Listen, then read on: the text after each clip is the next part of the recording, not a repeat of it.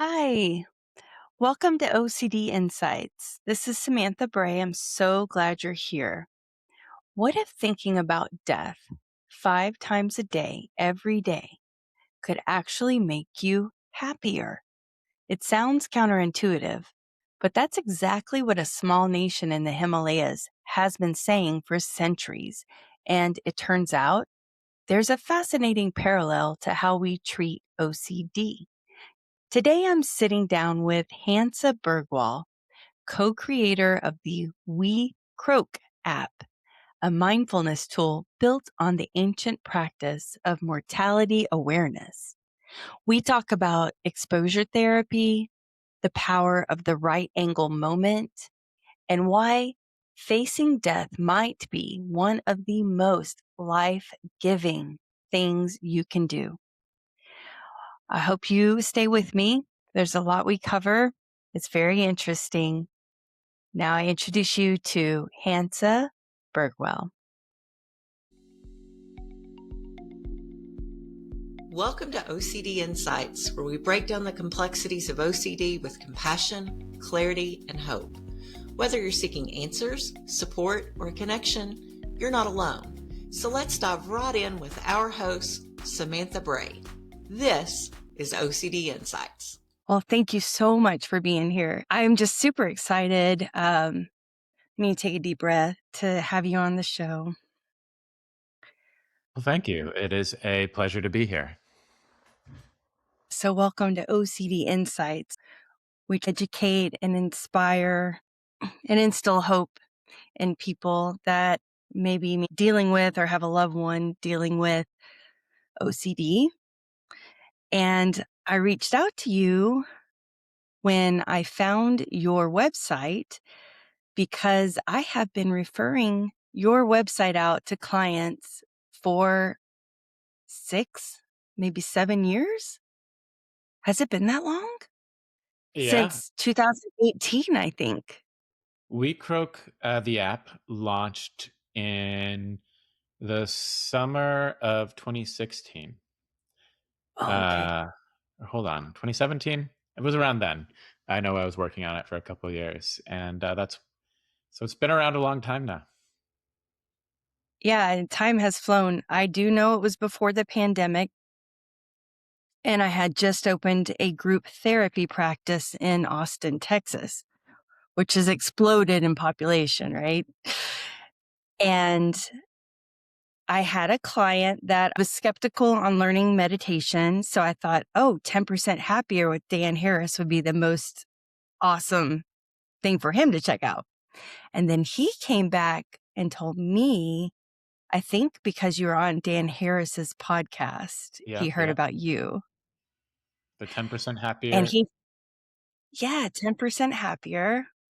I'm a complete fan of Dan Harris's work too, spreading the word on meditation and its benefits to that population in particular that are really educated, intelligent, but skeptical about these things. Yeah, I love that perspective. It's funny. Me and my co-founder were inspired by ancient wisdom, both in the East and the West. Stoicism in the West has a lot of, what they call death salience exercises, where you use, the fact of mortality to gather insight. And then there's also a lot that come out of Buddhism and meditation traditions. And that's why Dan Harris of the 10% Happier was interested in talking to me, because he's, all about promoting the benefits of meditation. And the WeCroak app, we took inspiration from a Bhutanese folk saying, which is a tiny nation in the Himalayas, that to be a happier person, just consider your mortality 5 times per day. And, we were coming at it just from, these are things people have been saying and doing for thousands of years, both in the East and the West, and found valuable, and didn't have a thought in our head about any modern modalities of, psychological care or these sorts of things. Had no intention of, folding into any of that. But meanwhile, this is not the first time that people with real degrees in psychology or therapy and mental health areas have told me that they've recommended Yeah, because, it's basically 5 times a day. It's incessant. It's a lot like cognitive behavioral therapy, where it's just a lot of exposure to something that there might be a fear around, can sort of Hmm. slowly break that down. You could probably tell me better than I could explain how it fits in with some of these modern ideas of how it might benefit from, or might benefit someone with a fear of death or OCD, where that's sort of at the center. Yeah, it definitely fits in. So cognitive behavioral therapy is a huge umbrella. It's got something like 50 plus tools under it. And not all of those tools are really helpful specifically for OCD, but many are. And one is what you said is exposure work. Exposure and response prevention is the full name, or ritual prevention. What I found over the course of my career, and I work primarily with OCD, is that it's frequent, willing attempts to go towards what scares you that helps decrease the activity around that trigger or activating event or thought. And so not all people with OCD have this particular theme, but for those that don't know and kind of assume it's all about washing your hands or keeping things clean, that is a myth. There are many, many themes that are universal. And one is what we call existential theme of OCD. And that does go in that realm of what happens when we die? Will we will we be able to meet our loved ones if we don't do the right thing here on earth? I got to do the right perfect thing here. Can't make a mistake right now, or I might not be reunited with my loved one in heaven. That is one example of a million different ways it can morph. But when you carry any of the OCD themes all the way through, and you do a technique in CBT called the downward spiral. If I don't get my hands perfectly clean, what's the worst that could happen? Um, I might carry a germ and get someone else sick. And then what's the worst that could happen? Where does it always lead? They could die, right? Or the other place it often will lead, if we don't push it to the nth degree, is I'm going to do something that could cause harm to someone else or myself. And if I don't die or they don't die, at the least, I'm going to be alone and isolated and without community, which for humans, you might as well be dead, right? So I feel like this app is so appropriate for the exact reasons that you said. It's 5 times a day. I mean, I've been using it for years. 5 times a day, random times. Random is key, right? Because you don't want anything in OCD to become ritualistic or compulsive. So randomized, frequent, just reminders. And it's not about flooding yourself. It's just a gentle reminder. And I love it for that. Have you ever heard that before, that anyone else has been using it for this purpose? Yeah, I have. And like I said, was not designed for this. It was designed on totally different other ideas of philosophy, practical philosophy. And I mean, I can just tell you That's a awesome. It's story. like you put a seed out and you don't even know what it's gonna bloom into, and look at this. Yeah. So I have a lot of grief in my story, not OCD, but that's why I became interested Oh, in death salience meditations. I was getting into meditation in like 2015, 2016, and loving it. So, of course, I started reading a lot of books about it and a lot of, you know, deep tracks as well. One of the things that I read was this, Buddhist sage from the 15th century, Buddhaghosa, who's like, of the 40 kinds of meditation, only two are always beneficial: the cultivation of kindness and the recollection of death. And I thought, that's bizarre.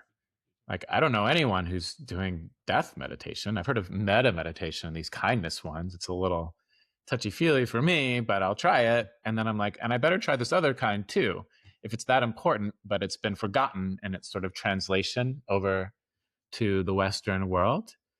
And because of my own okay. history with, having a mother that passed away when I was a child, it just really helped with everything I was going through. And I started trying different kinds, of which there are many. And came across the Bhutanese formulation, which is important because it's not for monks who are meditating, 18 hours a day. It's for Right.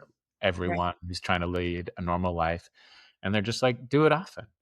And I thought, okay, Do it I'll often. try this. And I did, and I loved it. And I quickly discovered how hard it is to do it 5 times a day if you are just running through life. It's kind of like trying to remember to do 10 push-ups 5 times a day. It's just like might only take a minute each time, but like get yourself to like remember to do it or like stop yourself from what you're doing. It's actually really difficult. Yeah. And so then I had these ideas around, having it be an app on my phone that would remind me. And I came up with some, just fun design things. Like the randomization was just like, oh, yeah, a reminder can happen anytime, just like death. It's That another just piece came to of the you reminder. intuitively. Yeah. That's Yeah. Well, cool. it was this idea of like death can happen at any time, which is one Yeah. of the important meditations that I would read in Right. these like, Buddhist death meditations from thousands of years ago. And so I'm like, well, then the notifications should happen at any time. That's an extra reminder. So I got Yeah. lucky, I guess, that it worked so well for people who need it most. But that's where it came from. On that note, about having an app on your phone for that ability to have it randomly pop up, I read somewhere where you had talked about Post-it notes, and I giggled because if you talk to my clients over the years, we are fans of Post-it notes of the mantras to remember to say to yourself, putting the words that are triggering all around your house. So I think that's interesting. What was your story about the Post-it notes again? I love Post-it notes. I'm looking at least four, like beneath my computer, which is where I tend to post a lot of them. Just notes of things to remember to do. It's kind of current projects or phone numbers of someone I'm supposed to call back, things like that. But I love a Post-it note. Yeah. And like you tried to do this practice with sticky notes, but kept I did. failing. I That's what, didn't quite work yes. well enough for me. Yeah. Having something that most people have in their hands, which is unfortunate, 24 hours a day, but having an app that actually is helpful and, isn't part of the problem, which is a lot of what we talk about in my sessions. When people get stuck in an algorithm with the internet, they are constantly Googling the things they're scared of. They're seeking reassurance, which is a compulsion, which actually feeds OCD, okay? So your app is so, so special because it doesn't allow for any of that. There's no way to reassurance seek. There's no avenue outside of the app, really. Do you want to talk a little bit to that and your mindfulness behind it? Yeah. So, we were very cognizant of an app that, was designed to do one thing, which is notify you 5 times a day. But that was a big ask. And there was a lot of talk in those days, or at least in tech circles, of what they call casino design for technology, which is if you've been to Las Yeah. Vegas, you walk through the casino and there's never a right angle. Everything's kind of curving and swerving, and you've got like 30 degrees or 80 degrees. Everything's kind of this very organic kind of thing. And the idea in that is you never come to a crossroads where there's like a left and a right. And because when people reach, a right angle, they stop and they think and they make a decision. And that decision might be to leave the casino. So they just design it to have lots of like blinky lights and exciting things to see. And they just want you to like walk around and never think like, why am I here? Have I lost enough money yet? Right. And a lot of tech that was being done at the time, especially social media, we're talking about like Meta and, people were very intentionally designing their social media so that there was always more scrolling. There was never a moment where you would reach the end of a screen. I don't know if you can remember Hmm. some of Yeah, us can't. I'm goes old. on forever. But like you used to go on a website and you could scroll to the bottom of it, like even on Facebook. I kind of remember that. You I know, you do. could, like look at someone's profile or look at this thing, and then you would reach the bottom and it would end, and then you might log off, right?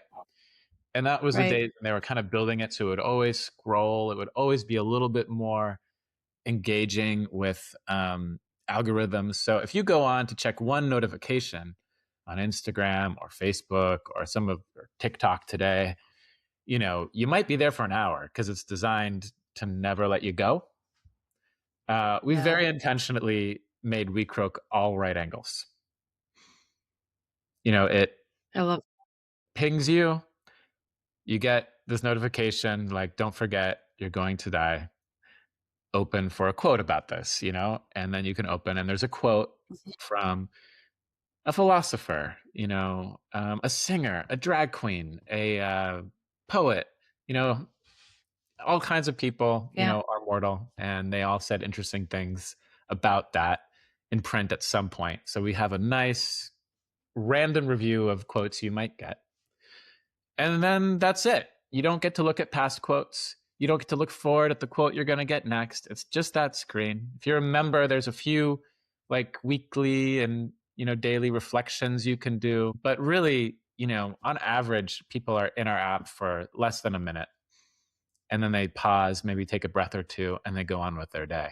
So it actually doesn't take very long. And we did that very purposefully, just to be true to the practice. That was important to us. Like, this is about doing it frequently, not sending someone down a rabbit hole.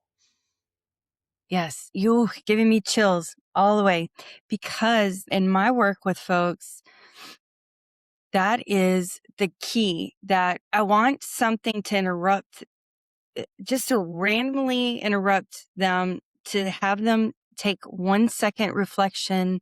Where's my mind at?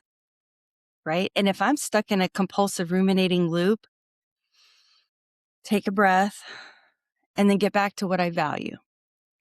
And this is a perfect tool to help do that. I mean, we could set a beeper on a watch, but this is a random tool with a beautiful quote that gets to the crux of the problem of why we have so much anxiety. Yeah. Yeah. And that part was very intentional. It's like this idea of, you know, oh, these people are avoiding right angles. It's this idea of right angles, like decision points during your day. And if you want to, you know, basically, you can do this through rituals or sort of routines where you have stopping points in the day, like a Uh-huh. daily meditation practice that happens every day at a certain time, or a daily like journal practice that happens every day at a certain time, where you know that whatever else you're doing, there's going to be a moment that you stop Oh, and I like consider that. what you're up to. Like a right angle is what they call it. And, you know, this sort of design matrix. And a really Okay. good right angle is a mortality salience kind of moment, because it really does make you, it is one of the quickest tools to make you stop in your tracks and consider what you're up to. That is so effective. That's like, if this is our last breath, we never know, right? Are we doing something worthy, valuable, fruitful? You Yeah. said something interesting to me before. The word you used was reassurance. Mm. Can you tell me a little bit more about what you mean and the connection between searching for reinsurance and obsessive compulsive disorder or anxiety? Yeah, sure. So obsessions tend to be the thoughts, the intrusive thoughts, the images or perceived urges that someone feels. And that causes a lot of internal sensation of fight, flight, freeze, or, fear, anxiety. Sometimes it brings on guilt or a fear. It's a fear of remorse in the future. I don't want to do the wrong thing and feel that later. And one thing that um, people do compulsively, so compulsions are, in a nutshell, the easiest way to put it, anything that a person does in direct response to that thought, that obsessive or intrusive thought, image, or urge. Anything they do directly to try to feel better is what we consider a compulsion. And that is the food for OCD. It gets this feedback loop going that whenever that happens, do the compulsion to feel better, which isn't necessarily true. You don't need to do the compulsion to feel better. But one of the things that is one of the primary compulsions people do, besides avoidance, which is a key thing with your app, right? People avoid thinking about death, dealing with death, or they seek reassurance. So they'll Google the problem, the question, the fear, and they'll try to find out if they're beating it or they can fix it or they can prove it's not true. And they'll do, for the sake of talking about social media and the internet, they'll go deep, deep, deep, deep into these rabbit holes. And it just produces more seeds, more obsessions, honestly. But reassurance can also look like turning to a friend or a family member and constantly asking the same questions in different ways, you know, or seeking professionals one after another, and never taking the information you're given and going on. You get a reassurance of answer to your question, and OCD says, yeah, but what if? And then you have to research that question. And then OCD says, yeah, but what if? It's a never ending spiral. Did that answer your question? Is that It's opened clearer? up a lot of interesting stuff. I mean, one, the whole wellness industry is full of these. I read an article not that long ago about a woman who was having multiple kale smoothies every day Mm-hmm. as like, I guess, something that she thought, might make her healthy enough to avoid whatever she was fearing. And it turned if you drink that much raw kale juice, it has some sort of molecule that attacks your thyroid, so it was poisoning her, and she didn't know, Wow. which is terrible. Interesting. Um, Yeah. but it's a sort of a reassurance drive of being like, well, if I just drink this, maybe I'll be healthy enough and nothing bad will happen. And then it turns out that the poison was in that, where it's like this healthy food if you cook it or you just have a little bit, but you're not supposed to be concentrating it in a raw form, Yes. multiple times a day. Yes. That's exactly the crux in OCD. You can ask a question. There's no problem with asking, a doctor about a health issue or seeking information. But when you do something so many times, it becomes the poison, right? It becomes the thing that is now harming you. That's really interesting. You know,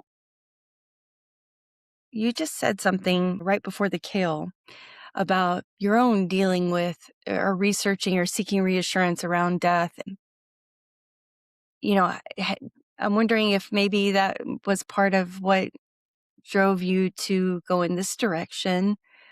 I too lost my mom when I was a child, and I know for sure that's why I'm sitting here. So I'm wondering, how much did that affect you? I can tell you my story. I was 11, and so right on that crux of sort of entering my tween into I teenage year, and you know, it was a major grief event that took. I mean, recovery from grief is one of those weird things. There's a certain point where you're like, it can still make me cry if it hits me in the right way. Yeah. But years of feeling like I was this uniquely unlucky child or selected out for sort of shame or misfortune or suffering. And it affected me in a lot of ways. I think for the first few years, I had a hard time making friends or keeping them because I was just in grief and didn't trust that people, even if they loved me, would stick around. And I think later it just felt like this discomfort. Like I kind of knew something that everyone else was hiding from themselves, that, it could all Mhm. end at any moment. And when I first, my 30s, tried my first mortality meditations, one of the pieces of wisdom of it is this is going to happen to everybody. Yeah. Everybody dies and they don't know when it's going to happen. Yeah. Some people get to live into their 80s, but that is in no way promised. No way is historically what usually happens and doesn't always happen today. Everyone loses every possession they ever collect, every relationship, everything. Yeah. And if you already know that because of a death earlier in your life, it doesn't mean like this is actually something that connects you with everyone else because it's headed for everyone. And it had just helped me feel normal again. It helped me feel Hmm. like, oh, right, this is the human experience and I'm having it.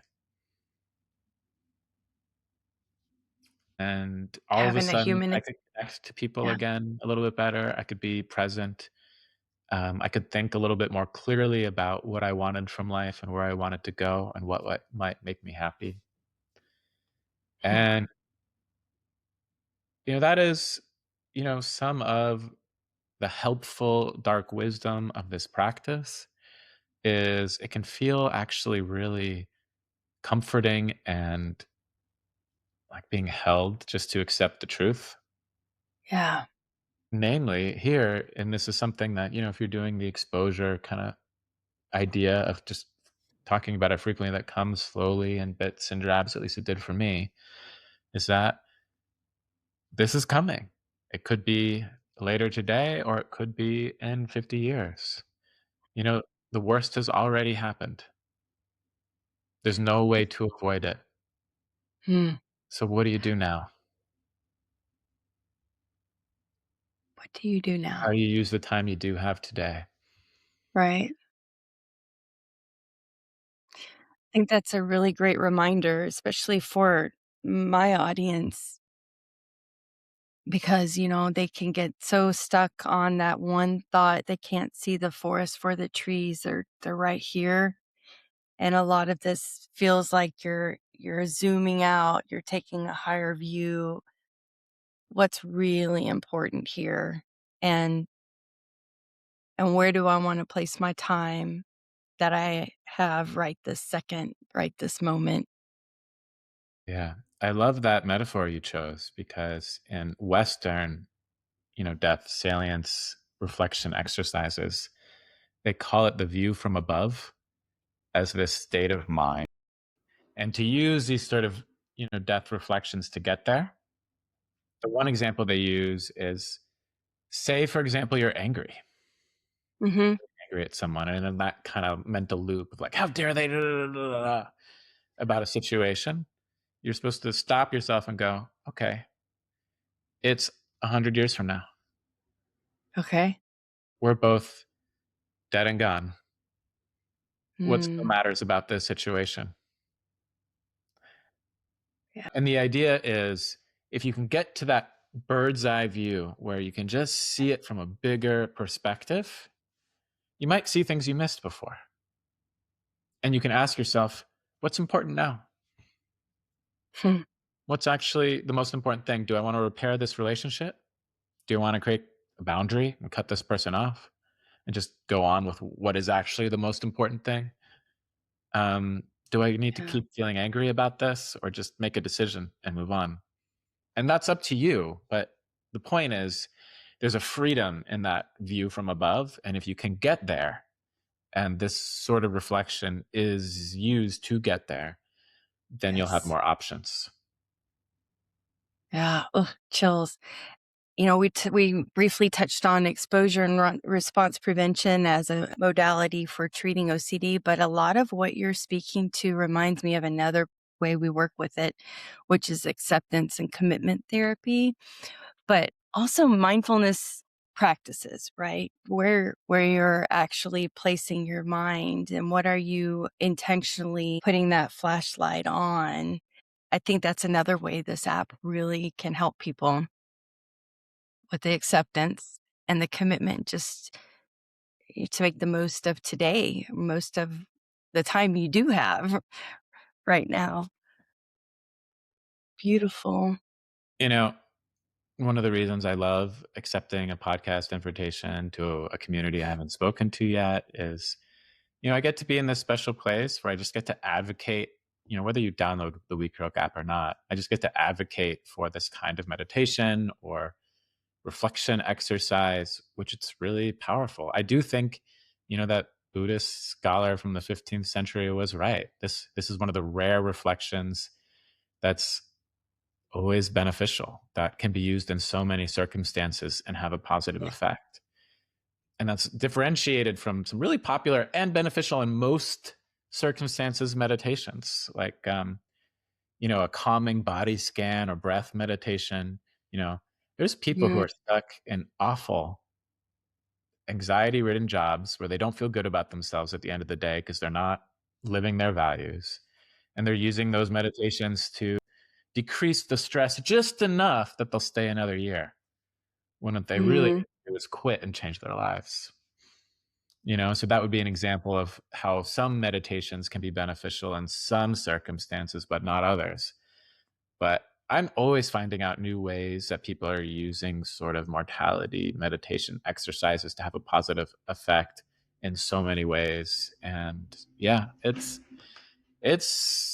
it can be life-changing stuff if you use it. I think, there's an exposure piece of it. There's the acceptance of what human life is and what the human experience is about. There's that, right angle moment of it helps you just reach a point where you can make a positive decision for yourself with more intentionality. There's a lot of ways in which you can use it, um, Oh, depending on what you're working with. I always say that when people with OCD know their theme and they are building up awareness of of noticing, recognizing when their OCD is activated, that is a fork in the road.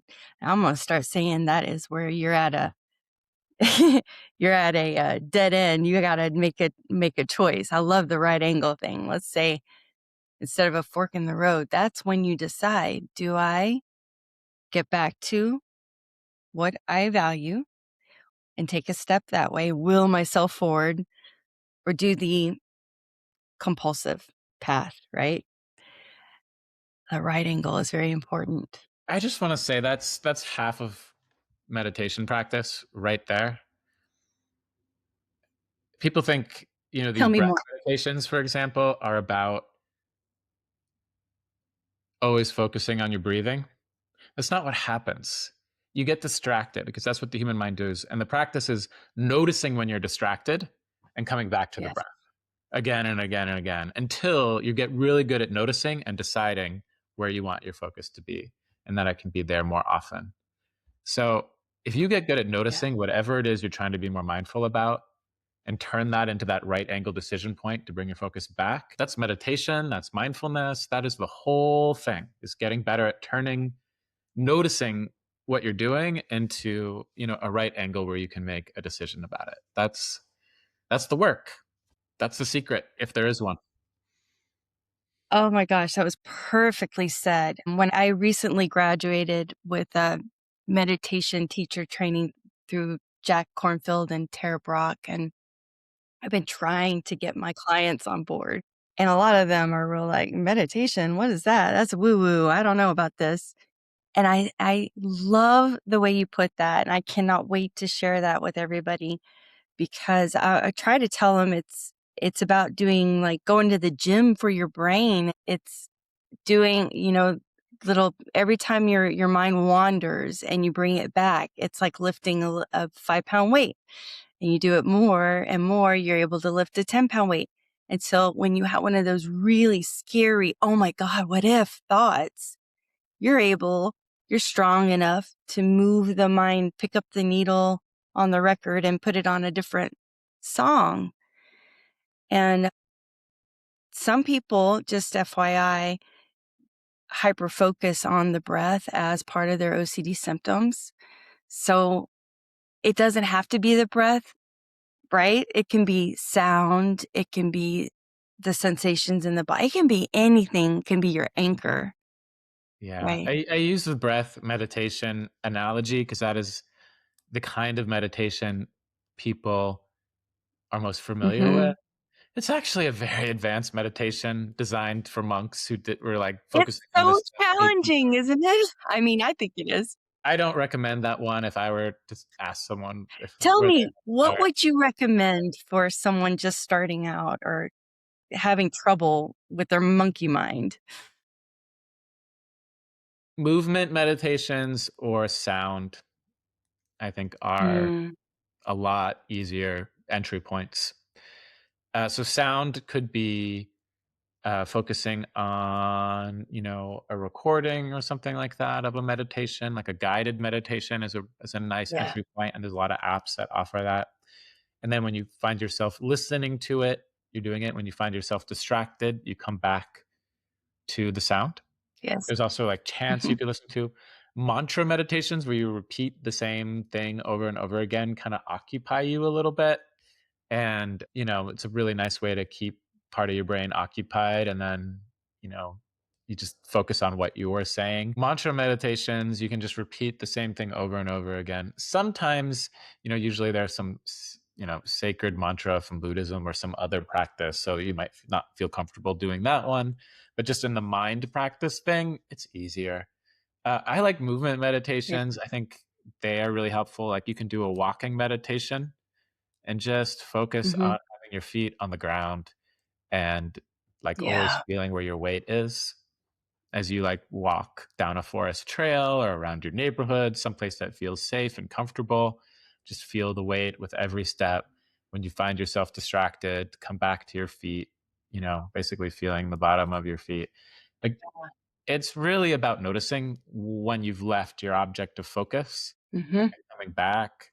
And like you said, it's just a rep so that in life, you can notice when you're angry and stop and go back to where you want to be focused, or notice that you're doing the OCD behavior, I guess, and just be like, huh, here I go again.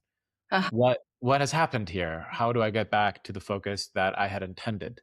That's the idea. And that's why we do this. Loved how you put that. Tara Brach always says that meditation, mindfulness meditation is like two wings of a dove. Have you heard her say that? Tell me about it.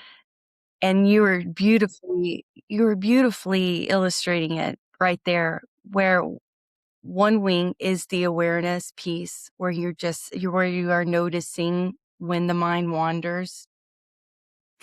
But you need the second wing, which is the non-judgmental stance, the curious mindset, where we're not judging ourselves or beating ourselves up or letting that inner critic really, you know, come out because our mind went somewhere.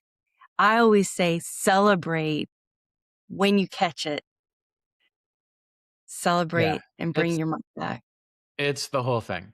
Meditation is only setting up a situation in which you are going to get distracted so that you On can purpose. remind You're yourself setting it up. to come back on track in a way where it doesn't really matter. Like, does it actually matter if your focus is on your breath or not?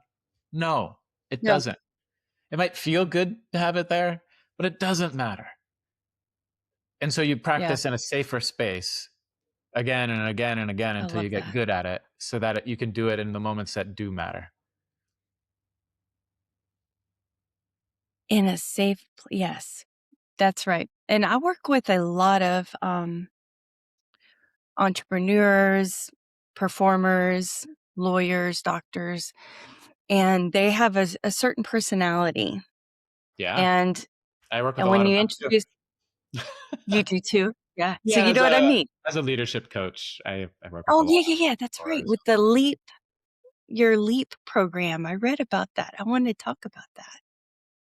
You probably understand where I'm going then. They want to do things right and correctly, and they don't like open loops and things like that. So sometimes they have tried meditation in the past and thought that you are supposed to sit there in lotus pose and never wiggle, and your mind is supposed to be clear of thought. And if a thought comes in, you did it wrong. And so untraining people is a lot of work I do. Like, no, no, no, that's not it. And really trying to get across the point that it's practice, like brushing your teeth, just practice. somebody who has really gone deep into these subjects because I love them. A lot of what I see as my role when I talk about them publicly is just demystifying it for people. Mm, Helping them find a way they can approach it. Not necessarily be someone who meditates for every day for an hour, or this or that. It's not about achievement for me. It's just like, hey, you should have something somewhere in your life where you have a little practice of noticing where your mind goes and noticing so that you have the power to make a decision about where you would rather it be, here or elsewhere. And sometimes it's nice to notice yeah. that your focus is exactly where you want it to be. That can feel so good. I Yeah. talk to some Right? people who they're like, hey, sometimes I get a WeCroak notification and I'm stuck scrolling on Facebook and like a doom scroll, and I shut it down and I'm like, yeah, I didn't spend the whole hour. It interrupted me halfway through. And then the next day I'm walking on the beach, with my partner holding hands, and the notification comes in. I don't even look at the quote. I just see it come in and I go, wow, I am really fully in the right place at the right time with the right people. And that feels so good, Oh but gosh, I bet. the noticing is nice either way. Oh my gosh, I bet.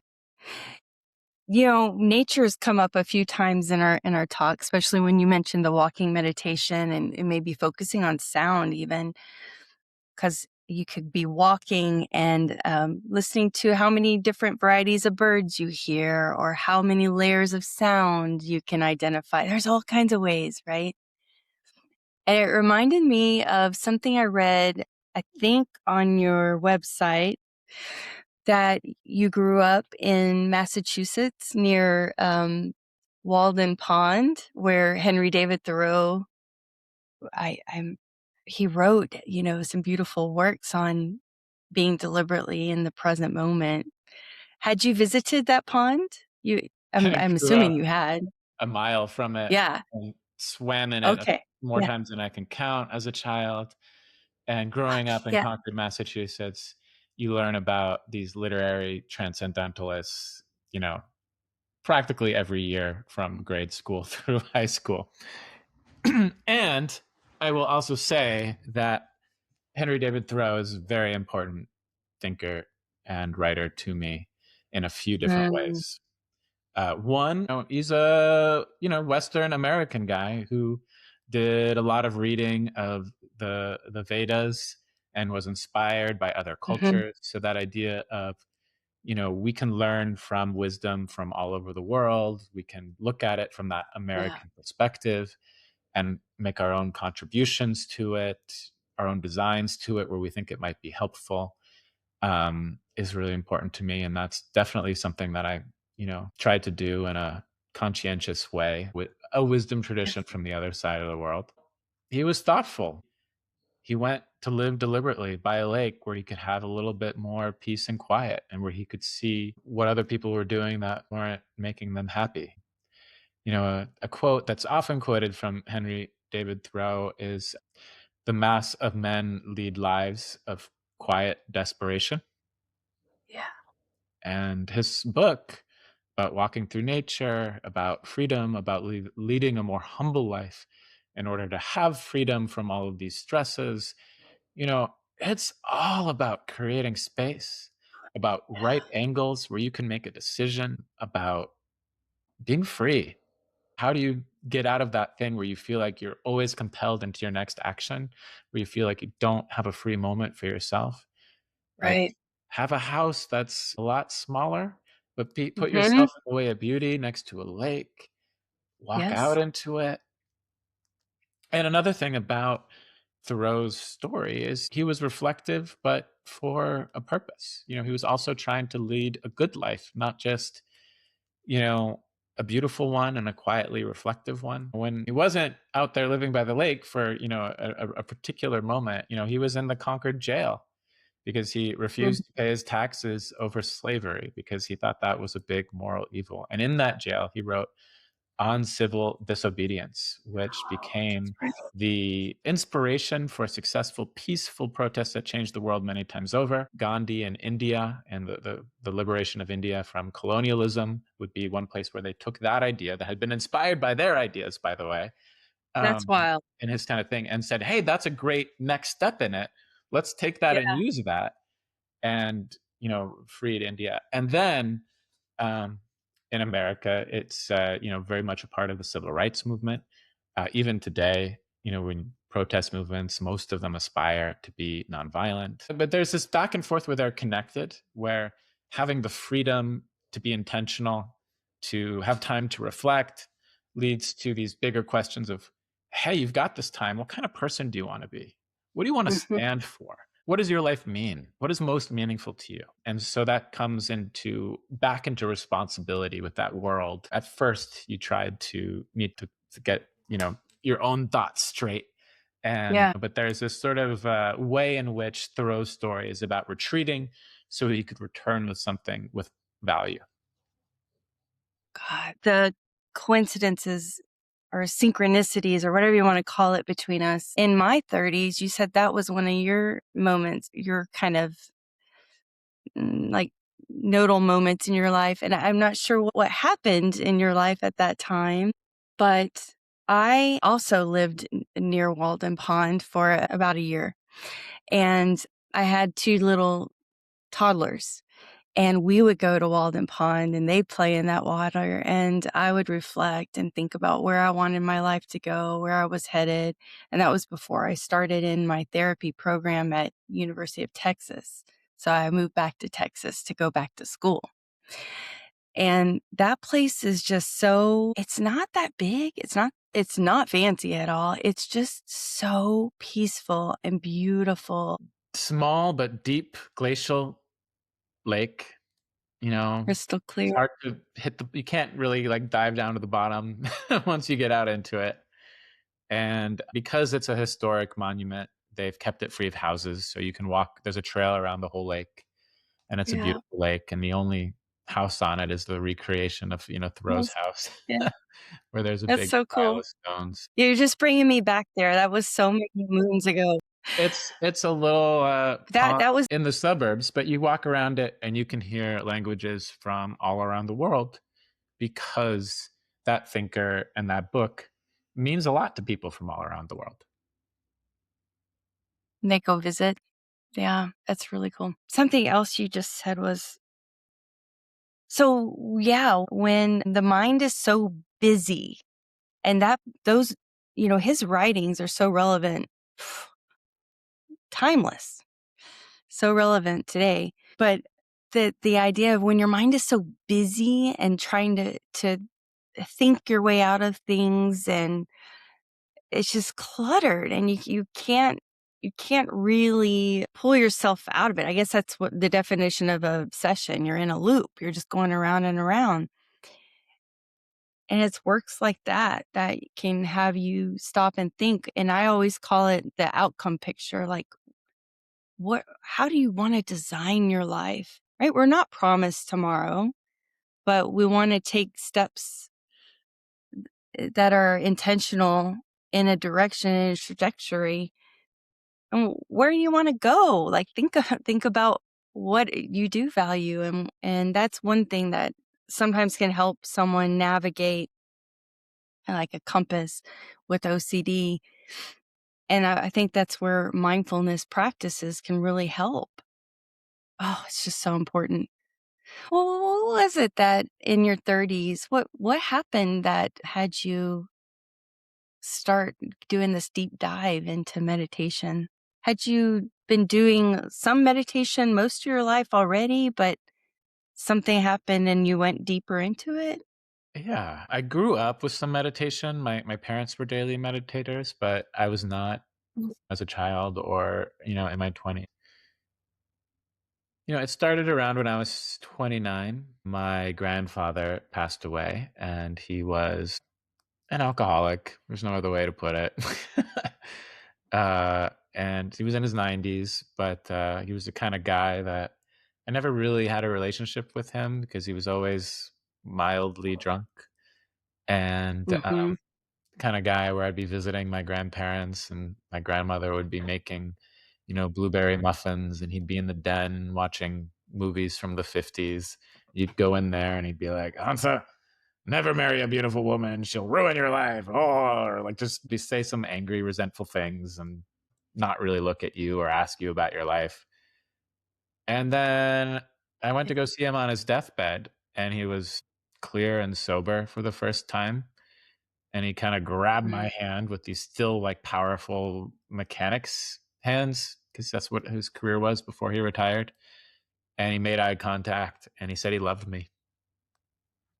Oh And, gosh. it inspired me to make some changes because one, I felt like I met him that day and it was beautiful.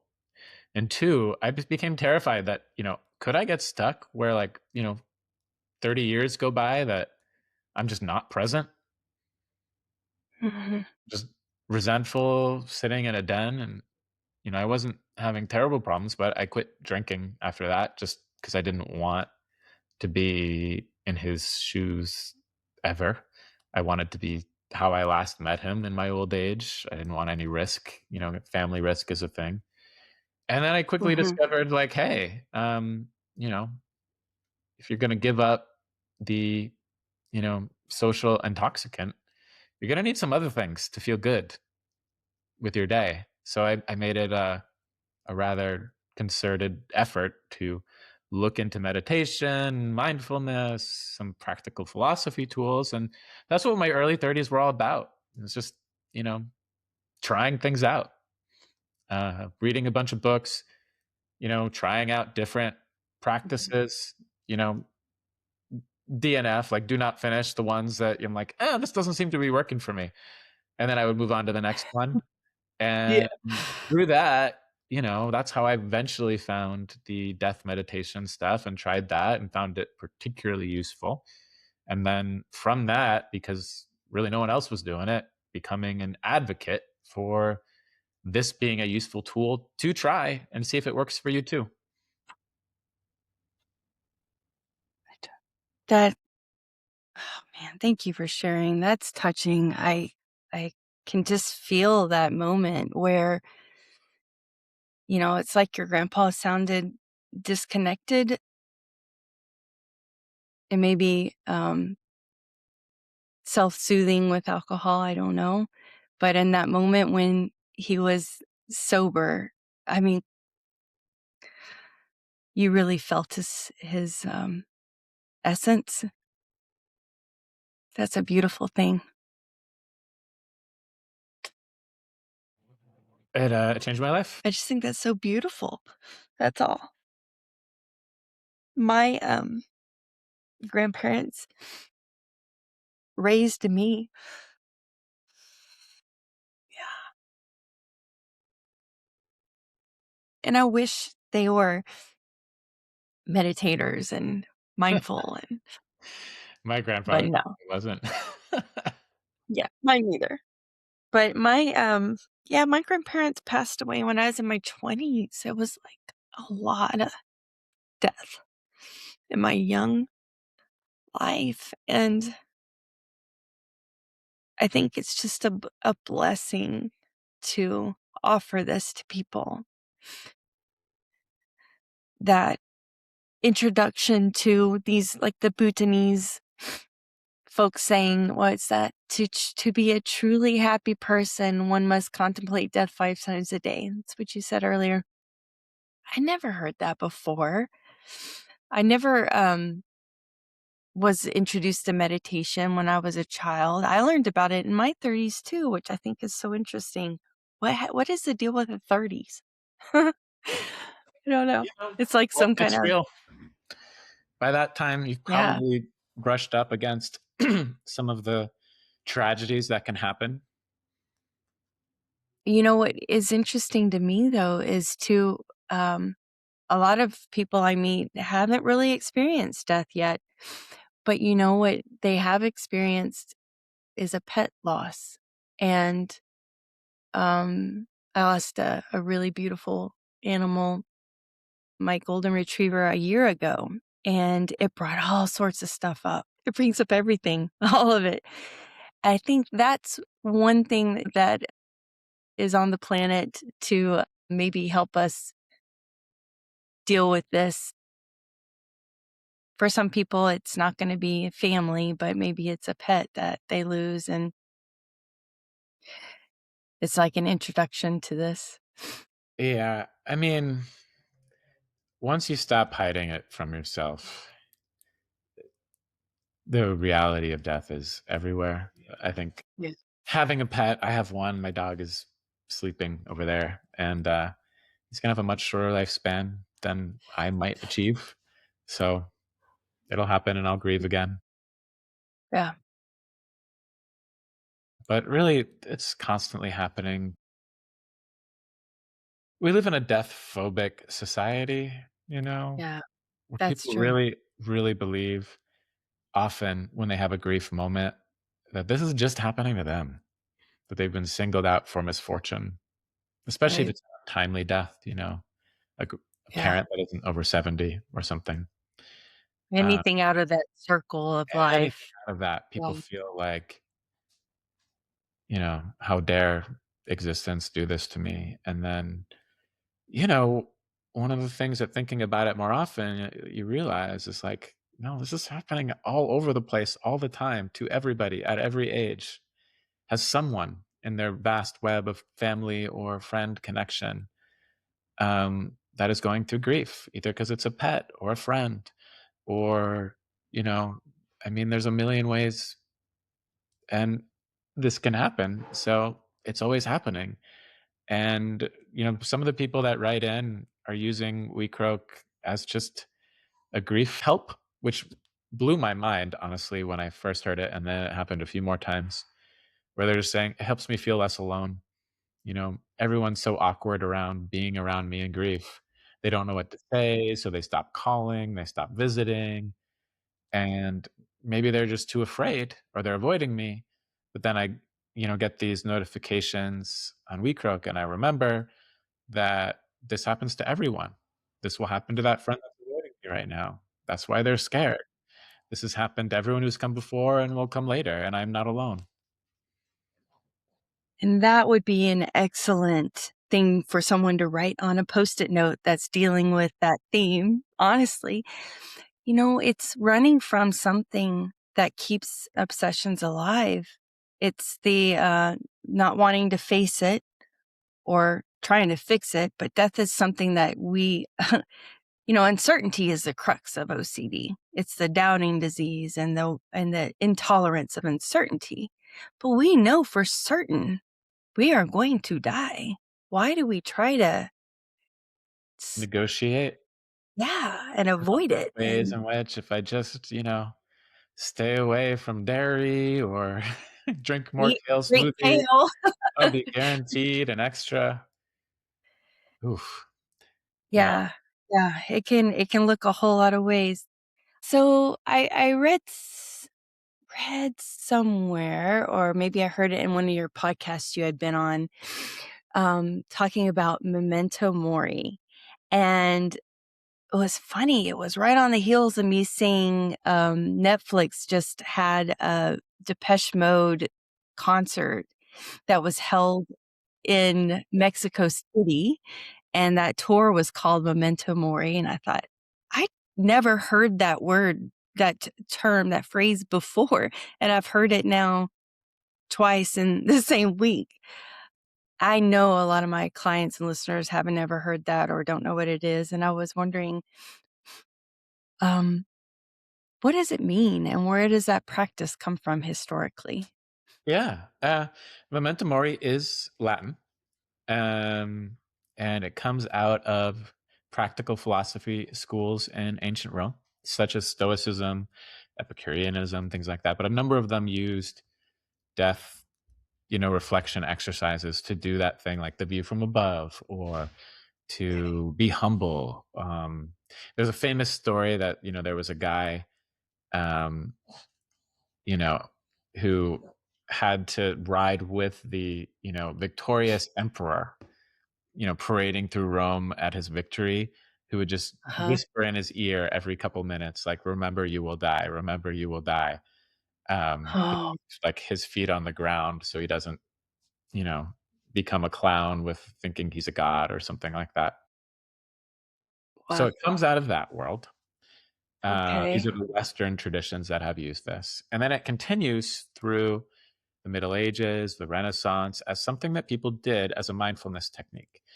So there are these memento mori paintings and objects throughout European history. So think of like the still life that has some fruit, some flowers, and a skull. That would be called a memento mori. Okay. And someone might have an object in their office, in like Middle Ages or Renaissance Denmark or Italy. Maybe it would be a skull, maybe it would be some other artwork or reminder, but some sort of thing about that they would keep on their person, or in their Hmm. main living space, just to remind them every time they looked at it about mortality. And that is that Western tradition of thinking about this often has certain psychological benefits.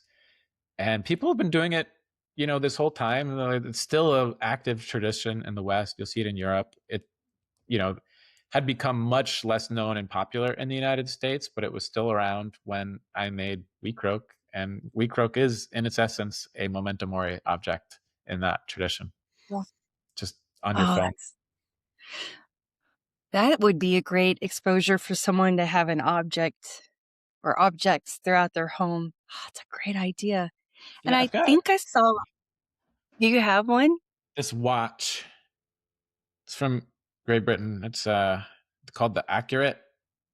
Anyway, its handle says its hour sign says remember, and its minute sign says you will die, and then it's just like a blank thing, but it tells the time. So this would be an example of like a memento mori object that you could have around in your life. People still make them; they're popular, and yeah, it's that's what That's memento mori means. It just remains remember you will die. Memento, remember, mori, die. I I love that. And in your in the app, is is it in the app where I saw that there was an option to create an image like this?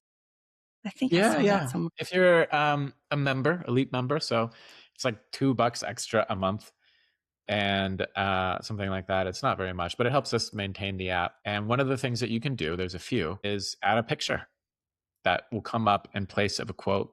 Sometimes you can add as many as you want. So if there's a picture of a loved one that maybe passed away or someone that you really care about now that you want to think about as part of your death, Mhm. remembrance moment, and you don't know when that picture will come up, but it will happen sometimes, then you can put that in there, and it's sort of just people actually really like it who use that feature, yeah. Yeah, But it's very individualized. that's a cool feature. Um, yeah, this question is kind of I was looking at research. An old study from University of Kentucky was talking about when people contemplate death, their minds automatically begin searching for happy thoughts, is what they came up with. Has that been your experience? And I'm wondering, do you have any idea how mortality awareness actually shifts our psychology? Ooh, that is a really interesting topic, and Okay. it'll depend on kind of what you do with it. Um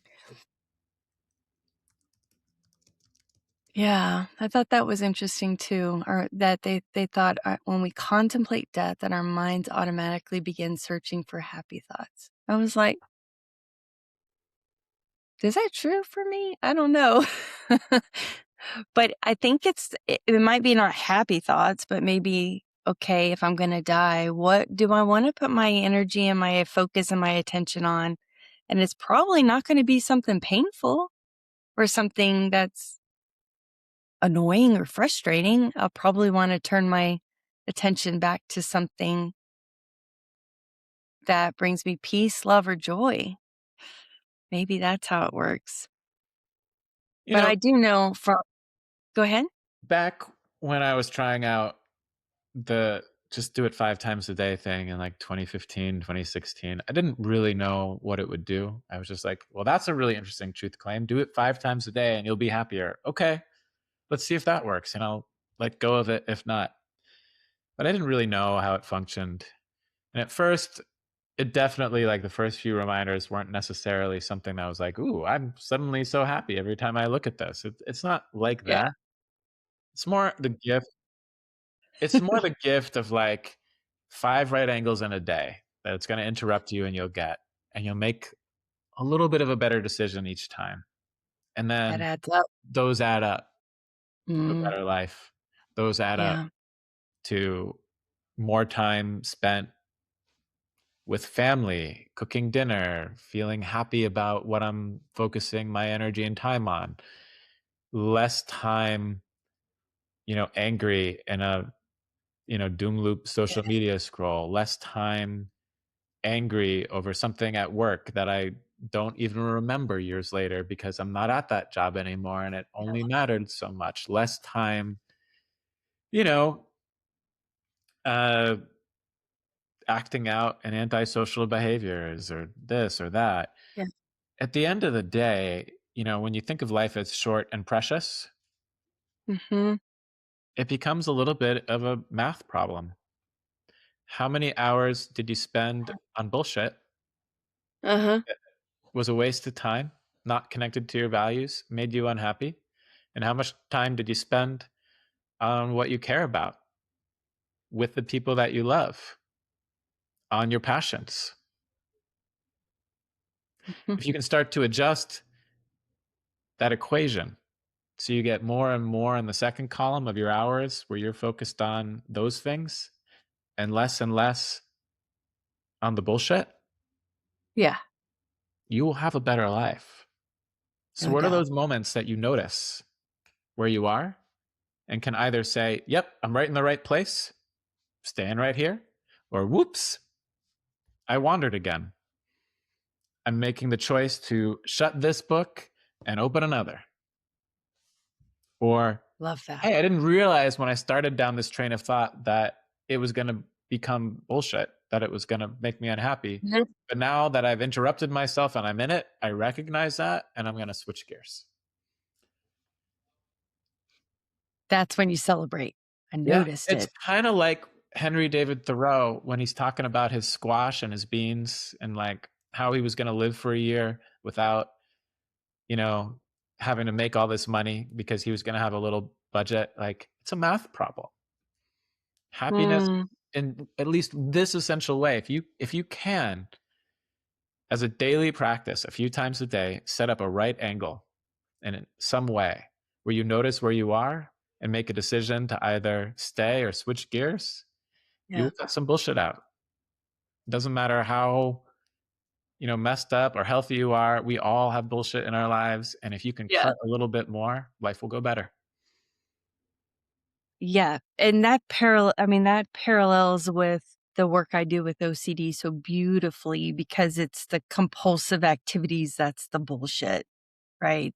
It's it's giving an illusion of safety over and over and over, and it's an illusion. And that's why it doesn't work because the mind knows ultimately there's no certainty. As much as you try to pin it down and get it, it's not possible, to find certainty. And when you talk about acceptance and commitment therapy, that shows that acceptance of difficult thoughts rather than suppressing them helps lead to what they call psychological flexibility. What I think that math equation really reminds me of is when I say to folks, okay, when you can accept that these thoughts that cause you that, oh my gosh, what if come up? All right, they come up, but then you continue to, that's the right angle right there. Then you continue to say, okay, am I going to go down this road to try to make this thought go away, or just accept that this thought is coming up and get back to something I value? The more you do that, right, it's less you're doing this. So you're going to have more movement in the things you value and less time spent in your head around things that cause you anxiety. And you can squeeze OCD out of your life by doing things you value and starting to bring in things you actually want to tend to in your life and just squeeze it out. And that's that equation, right? Less time there, more time here. More time here means that's getting squeezed out over time. It's just amazing. So your offerings, we have the WeCroak app. Yep. That's available on download it on iPhones, Android or download it on Android. iOS. It's a little frog icon, little dart frog, and That made me laugh when I first saw it. Oh my goodness. I got it right away, but some people may not understand why you would have a frog on there. Well, WeCroak Can you is explain it? fun. Like croaking is like we die and we croak. We wanted to make it, sort of funny. It was funny to me. A joke. And then the frog is cute. It's this beautiful, like Amazonian frog, but it's poisonous if you were to eat it. So it's a little extra Memento Mori, I guess you would say, reminder that Yeah. little death symbols are all around you. We were having fun. I love that. Yeah, when my client showed it to me, it was like, "Ah, that was funny. WeCroak. I get it. Yeah. Frogs croak, and this is a daily frogs." WeCroak. There's a Substack called Ask Death, where I write sometimes about topics relating to death salience, how it relates to everyday problems, things like that. So if you like to read stuff, you can check that out. And I'm also a professional and leadership coach. I have a website, tidepathcoach.com. So if you're looking to have an ambition, build your dreams, life, something like that, you can absolutely get in contact with me there, which is one-on-one individualized coaching. Awesome. Very nice. What is the website for that? You said Tide Path? Yeah, tidepathcoach.com. Tidepathcoach.com. Okay. WeCroak podcast. Oh, yeah. We've interviewed some cool people on that. Right. So if you like talking about this death subject, if that's doing something for you, we've had meditation teachers, hospice nurses, philosophers, authors, journalists, all kinds of people on the podcast over the years as well. Oh, that's awesome. I think all of these things, the Substack, the app, the podcast, are excellent exposures for folks with any OCD themes around death and dying. It's great for anyone, but I think that that's an easy tool for someone to get their hands on if they don't know how to design an exposure hierarchy for themselves. These are beautiful tools that they could easily access and do. But for someone listening who feels anxious or terrified of the idea of their own death, and they may think, this isn't the practice for me, this is strange, doesn't make sense, it's counterintuitive that you would want to learn more about it, what would you say or want them to know? Well, one, I'm just a guy who's worked a bit in the tech industry, who made an app. So don't take my word for it. Go talk to your mental health professional about whether something like this would be right for you. They might have tools that they would suggest around this stuff, or they might take a look at the WeCroak app and say, actually, yeah, that sounds like, exposure therapy. Go for it. I don't know. But a decision about a serious mental health issue should be made by you in conversation with your care professionals who are qualified to do that. That being said, if you're just considering it and this and that, death is going to happen either way. If you've reached this point in the conversation, clearly you are able to handle a lot more than will happen on the WeCroak app, which is, 5 times a day for like 30 seconds. You'll be thinking about it. You're at this point at, a little over an hour into the conversation. If you're listening to this, you'll likely be fine. It's just a little reminder of something you already know has always been true. Um, and you're welcome to delete it from your phone if you don't think that this is the right tool for you. Like Yeah. I like to say, we made it as a little bit of a jokey. There are some people that are having deep, profound experiences with it, which I am grateful for. But if you are not one of those people, if this isn't exactly the right entry point for you, don't worry about it. Yeah. Looking Yeah. It's so many times with so many different practical philosophy tools that maybe worked for other people. That's why they were talking about them hundreds or thousands of years ago, but they weren't right for me. Just keep going. Find yeah. yourself the tools that work for you. Find them. Life is short and precious. Find your effective tool. This is a great one for me and for a lot of people, but if it isn't yours, DNF, do not finish, move on to the next trial. Come on. I think that's great. And this has such a low barrier to entry. Why not try it, Well, I really appreciate your time. Is there anything I didn't ask you that you would have liked to have talked about or shared, and specifically to the audience that might be listening to this podcast? I would want to say thank you.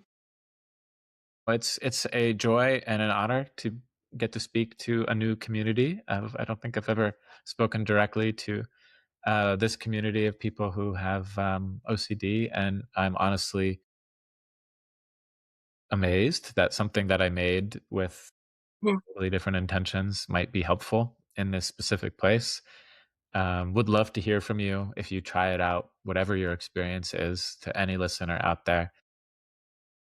I am passionate about how these ideas play out in different situations and can help people. So if you help me understand that better, I'll be grateful. And yeah, thank you for having me on. I'm so grateful your time. I want to end by asking you, I think you could do this off the cuff. What is your favorite quote?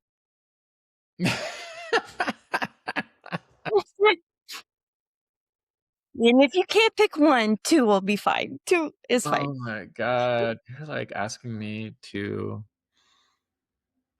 pick, a baby or something.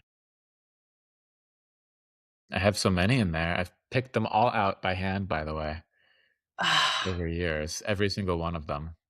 Was that what did you call that? Your Emily Dickinson approach or Yeah, yeah, test? yeah, yeah. I think I was quoting that somewhere that like it's got to be okay. So it's got to be about, impermanence. Hmm. It has to be something someone said publicly somewhere, Okay. quoted in a newspaper, in a book, something like that. And then, Emily Dickinson said, "You know it when you feel like it's kind of taking the top of your head right off."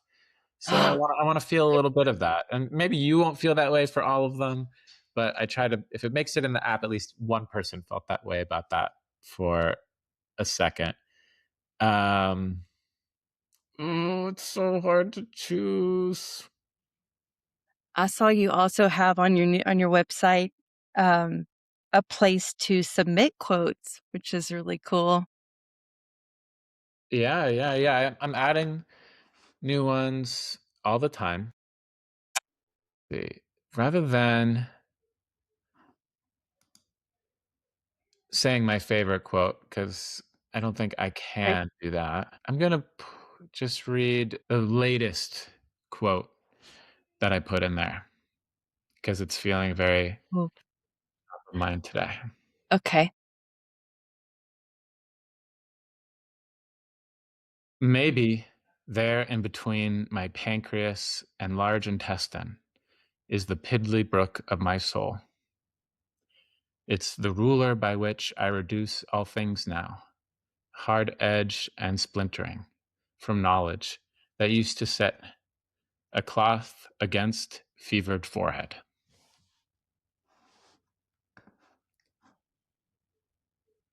That is by Renee Nicole Good, the poet and young mother that was just killed in Minneapolis by American ICE agents. And I chose that one just because it's been one that's been echoing in my heart recently.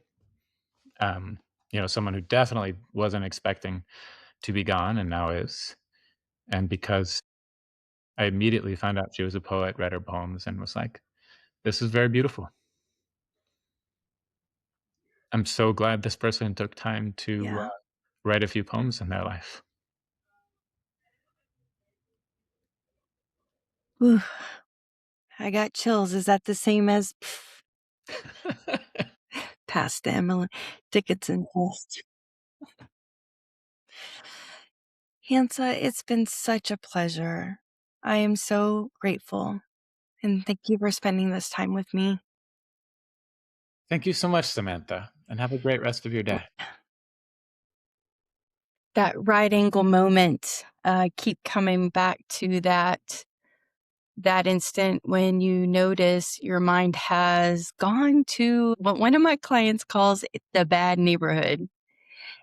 And that is the fork in the road. I always tell my clients where you get to choose what comes next. You get to choose what thought you want to continue thinking the story about, or do you want to pick up that needle and play a different song on the record? It's a beautiful thing that Hansa reminded us today. The more you practice becoming aware of where your mind is each moment, and gently 5 times a day, just by remembering that this moment matters, that we are not promised tomorrow, and we don't want to spend this moment worrying about something that may never happen and allowing it to steal our joy.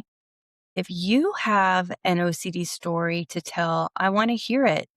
I'm looking for guests who are willing to share their journey, the messy, the real, the human parts of it. And your story could be exactly what someone else needs to feel less alone and to get that, little boost of hope and motivation to get out there and get quality care. And you can apply to be a guest through my website, ocdinsights.com, and I'll have links in the show notes below. I want to thank Hansa again for being so generous with his time, all the ways you can connect with him, and links to his website, his Substack, his coaching program, and the app are in the links below. And I want to leave you again with a beautiful song from my dear friend, Kevin Sherman. You can find his music at kevinstunes.com. And I want you to listen for these lyrics. The deeper I get into the moment, the less my mind seems to fear. And so the deeper I get into the moment is where I find my thoughts become more clear. Take care, everybody.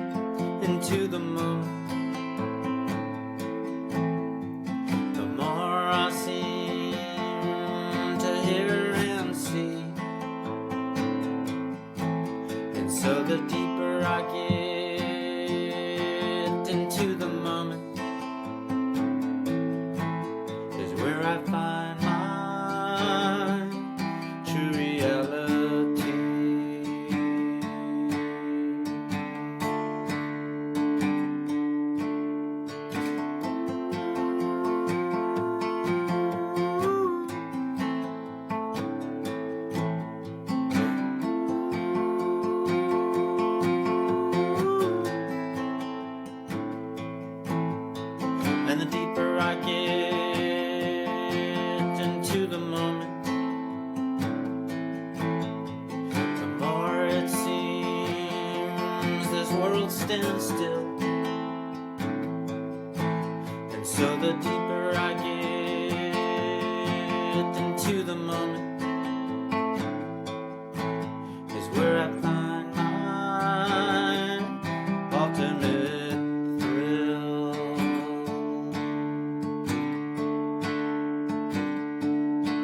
Well, I go deep down to analyze details of the moment. And when I go deep down, I get so mesmerized by every component. And when I go deeper down, I get to visit time static opponent.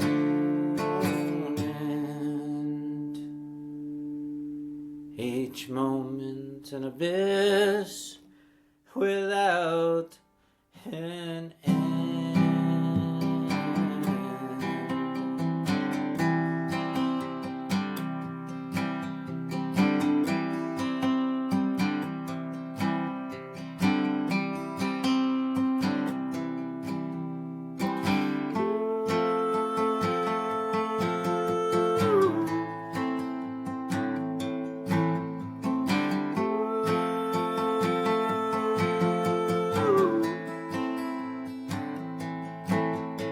And the deeper I